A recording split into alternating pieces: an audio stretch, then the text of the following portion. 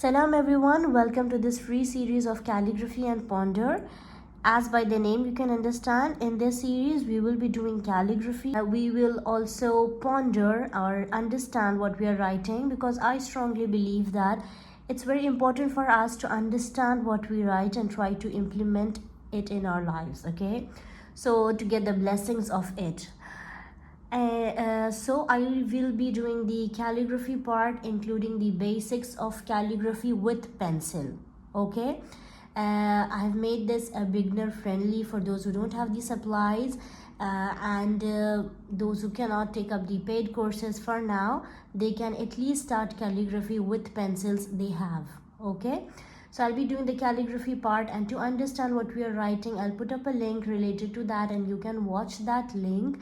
Like for example, if we write the word hamd, I'll put up a link related to the explanation of the word hamd in the description, and you can go through that and even create your own journal for the word hamd. Okay, so for the calligraphy part, first I will demonstrate you with the columns, how we write with columns and how we can do that same thing with the pencils, and not just one pencil, rather double pencil. Okay, how you have to tie these pencils is, this is how it is, and once I start writing you will get the idea why we have to tie the pencils together and make it work like column. Okay, so first of all, as you can notice, if you could see the tip of this column, it's slant.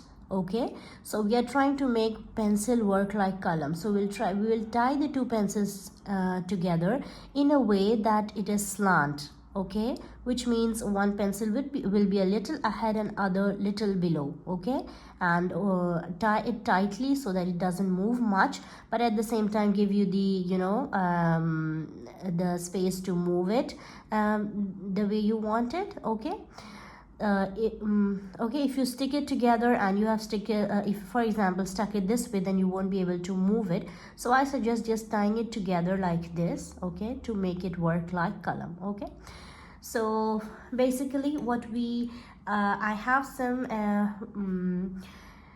words written with some wonderful background, so we'll be taking these words and we will try to write it with double pencils. And actually I have also written this with pencils, because since these are watercolor papers and Qalam does not work very well on the watercolor paper. Qalam requires some specific kind of sheets and Qalam work on that, so I've written these with double pencil. Okay, but same can be done with columns also. So I will show you the different words that we will be writing with double pencils, and I'll include the basics of calligraphy in this. If you want to do the in-depth study of all of these with for every letter, you can take up my paid courses. Okay, so first of all, I will just demonstrate how we can write the same thing with Qalam and with double pencil. Okay, so here I'm taking my Qalam. Okay, this course is about double pencil. You just have to write with pencils, but I'll just demonstrate how the same thing is done with Qalam, and then we'll do it with the double pencil. Okay, so here for example, if I'll take the letter Alif, I'll just write the letter Alif over here with Qalam first.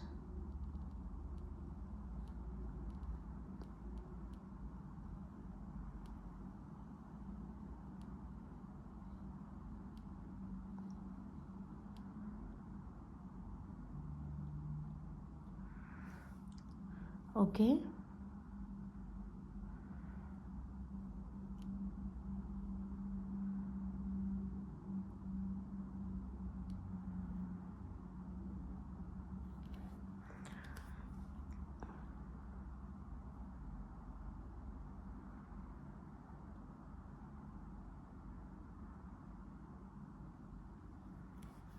okay, now I'll do the same thing with double pencil. Okay, take your double pencils like this and place it together, not much, you can see the little ahead and little below, that's it.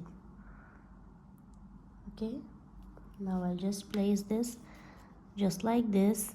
Now since we are making pencil work like Qalam, we have to imagine that the space between these two pencils is filled just like Qalam. Okay, so if I place my pencil, I have to imagine that it's a line and not just two dots. Okay, what do I mean by that is, like, I'll just place it over here. You can see the two dots. Now what I have to imagine is that this is filled, this is a line over here. Okay, so I'll just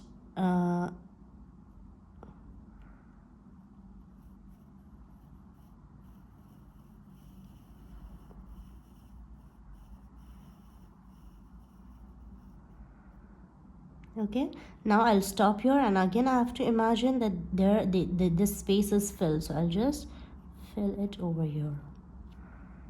Okay, now you see it's similar, Alif with Qalam and ink and Alif with this pencil. Okay, I'll just make this part again over here. Now you saw how I did this part, top part, I took the Qalam, then I lifted one edge and I just did with one edge.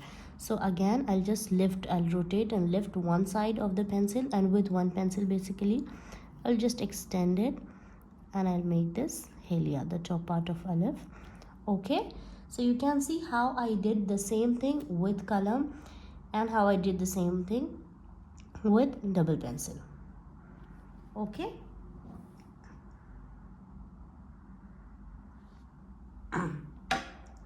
now before we proceed, I hope you understood that how you have to use the pencil, how you have to tie it. Now before I proceed, there is one very important thing in Arabic calligraphy which I would like to explain it right now, is nukta. Okay, as we know, what is nukta? Nukta is basically a diacritical mark, like you can see the nukta like this.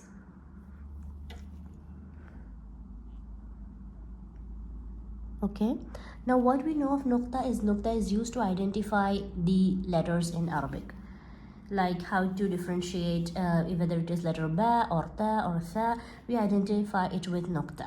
Okay, or letter jim or ha or kha, we identify it with nukta. But in Arabic calligraphy, nukta has one other purpose, and that is Arabic calligraphy, nukta is used as a measuring unit. What do I mean by that is every letter has a particular measurement in Arabic calligraphy. It's not like they are just written free flow, no. Every letter in Arabic calligraphy, thulu script, has a particular measurement, and the unit of measurement is nukta. I'll just explain it how it is.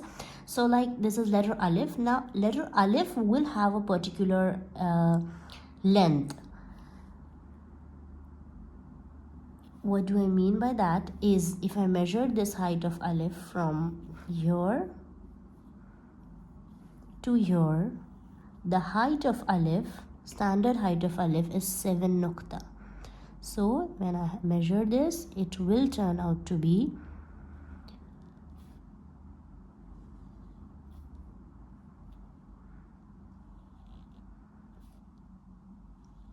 6 and 7 nukta. You see here, the height of Alif is 7 nukta, and the height of this part of Alif, Helia, is 1.5 nukta.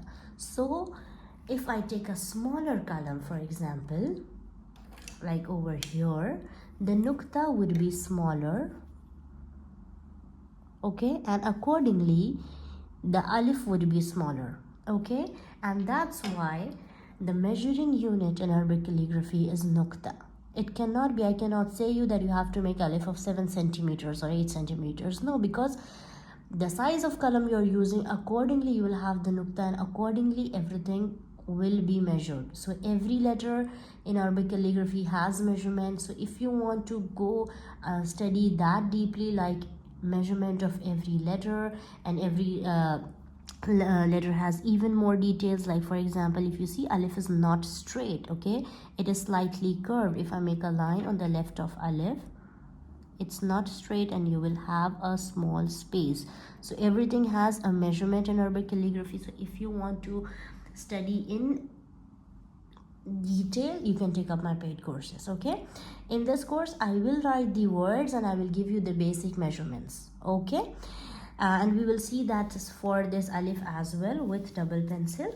Okay, the unit of measurement we know is nukta, so we'll make nukta your 1. So yes, you have to imagine that there's a line between this. 2, 3, 4, 5,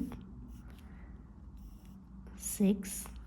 This obviously will take time, but then this also gives you the flexibility to erase it. If you do a mistake, you can erase when you do with pencil. With inks and columns, you don't have an option but to do another practice if you do a big mistake. Okay, so yes, in this mini series of calligraphy and ponder, I will be doing the calligraphy with double pencils, and I'll give you the basic measurements of it. Okay, so this was just an introduction of what we will be doing, and as I've shown you, I will be writing these words that I have over here, and just the calligraphy part obviously. For the backgrounds, if you want to learn these backgrounds as well, when you take up my paid courses, I give the free background courses. Okay, so if you take up my paid course, you will get how to do all of these backgrounds for free. That's a separate course which I give for free. Okay, so that's for the introduction. Now we'll proceed with our very first practice in the next video.